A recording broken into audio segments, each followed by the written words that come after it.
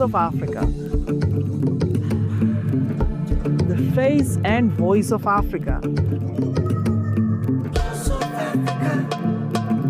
The story of resurgent and burgeoning Africa is here, only on the Pulse of Africa channel.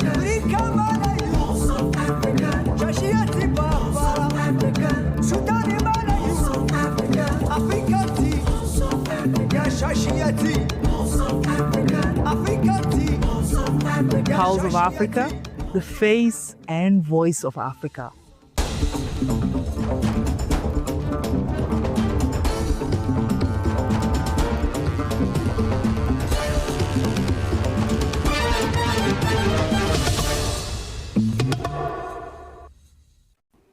Hello and welcome. I'm Tansai Gabia with Pulse of Africa News, bringing you the latest stories and updates from across the continent.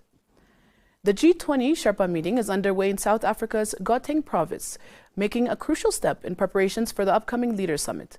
The gathering launches the Sherpa process, which guides the G20's annual agenda through two main tracks. The Sherpa track, led by personal and voice of the G20 leaders, drives negotiations, shapes policy priorities, and coordinates the bulk of the summit's work.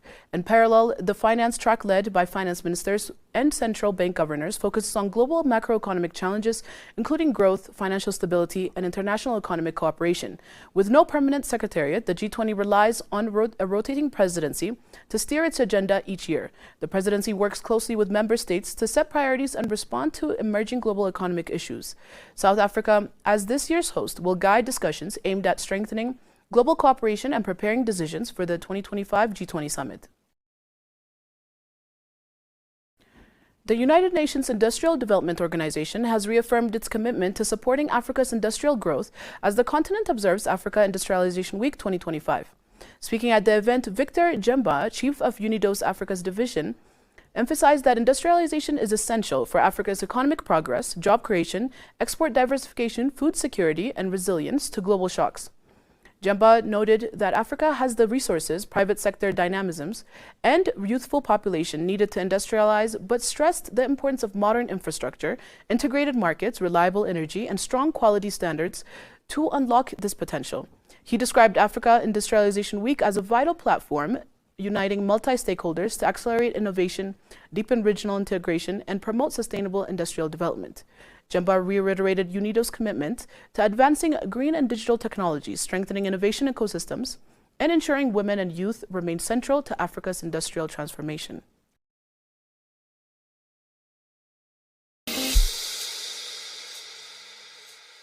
They shaped history. They inspired generations.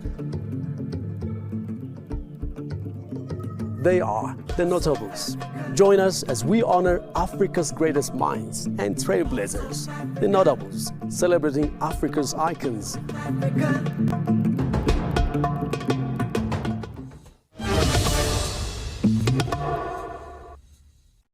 The United States government and Zambia have begun discussions to conclude an agreement for a $1.5 billion grant to support the health sector. Health Minister Elijah Muchima said the assistance will be delivered through a memorandum of understanding, which will run for 5 years beginning in April 2026. Speaking during a high-level meeting in Lusaka, Dr. Muchima said the government will work closely with the U.S. to implement health services in line with the MOU. He explained that the agreement will focus on technical areas, human resources, medical commodities, and broader health systems strengthening. Meanwhile, U.S. Ambassador to Zambia, Michael Gonzalez, said the support will reinforce laboratory and data systems, workforce capacity, and medical interventions. The partnership aims to ensure long-term sustainability in delivering quality healthcare to Zambians. The East African Standby Force has opened a 5-day regional workshop on cybersecurity and cyberterrorism awareness in Kampala under the theme Think Smart, Stay Safe, Youth Against Cyber Threats. Organized with the African Peace and Security Architecture, the workshop brings together cybersecurity experts, youth representatives, and digital influencers from across Eastern Africa. Guest of honor, Brig Gen David Gonoy of the UPDF Air Force called cybersecurity a national security priority and urged greater collaboration, especially among young people. EASF official Suef Kamalidini thanked Uganda for its support and highlighted the need for stronger regional cooperation. Participants will cover online radicalization, digital forensics, counter-terrorism technologies, and regional cyber policies. The workshop underscores EASF's commitment to boosting digital resilience in Eastern Africa.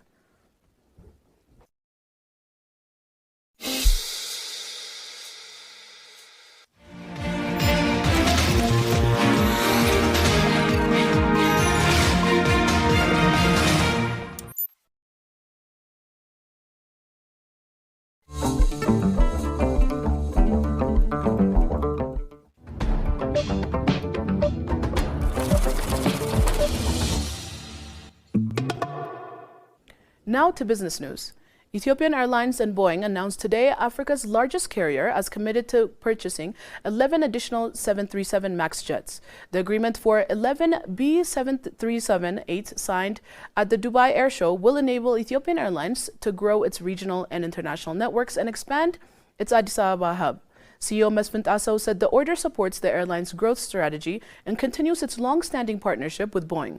The 737 MAX fleet provides efficiency, reliability, and range across Africa, the Middle East, India, and Southern Europe.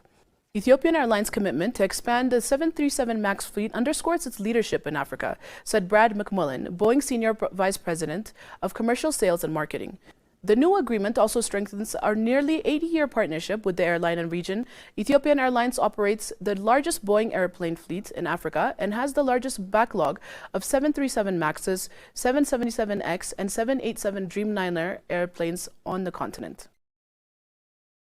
Bilateral trade between Vietnam and Algeria surged by more than 200% in the first 10 months of this year, reaching nearly 500 million USD, according to Vietnam's trade counselor in Algeria, Hong Duc Nguyen. He said the trade has expanded sharply since the bilateral trade agreement, last renewed in 1994, with strong private sector participation driving growth since 2001. Vietnam mainly exports coffee, cashew nuts, pepper, seafood, chemicals, footwear, textiles, and steel, while Algeria exports electronics, animal feed, chicken feed, caro powder, and seeks partners for date and olive oil imports. The two countries have strengthened ties through business forums, trade fairs, and online exchanges. Cooperation also extends to oil and gas, with the Bir Seba oil field joint venture producing nearly 57 million barrels since 2015. Algeria is calling for more Vietnamese investment in agriculture, aquaculture, textile, tourism, logistics, minerals, and construction. Both nations see each other as strategic gateways to African and Asian markets.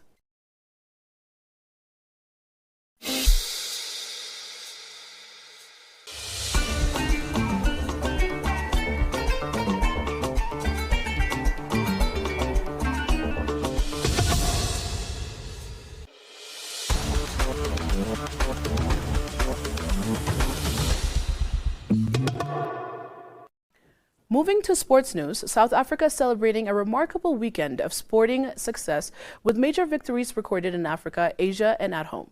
In Kenya, the Springbok Women's Sevens dominated the Rugby Africa Women's Sevens tournament, clinching the continental title with a commanding 20-0 win over the hosts in the final. The team completed the tournament without conceding a single point, underscoring their growing dominance in the sport. Back in the Northern Cape, reigning 2025 World's Strongest Man, Rhino Nell successfully defended his Strongman Champions League world title in Uppington. Meanwhile, in Kolkata, the Proteas secured their first Test victory on Indian soil since 2010, completing the win within 3 days in the opening match of 2 Test series. The result marks a significant achievement for the team in one of the cricket's most challenging environments. CAF has reaffirmed its commitment to a safe, world-class AFCON as it rolls out a safety and security training program across Morocco's 6 host cities from November 7 to 17. CAF Safety and Security Head, Christian Amarawa, said the initiative highlights the Confederation's dedication to protecting fans, teams, and tournaments' integrity. He praised Morocco's Ministry of Interior, FRMF, and the LOC for their strong support. The training brings together city commanders and security officials to align with CAF's operational standards. AFCON 2025 kicks off December 21st in Rabat, with Morocco facing Comoros in the opening match. 24 teams will compete across 6 groups. Thanks for joining us on Pulse of Africa News. Keep following us for more stories that matter across the continent.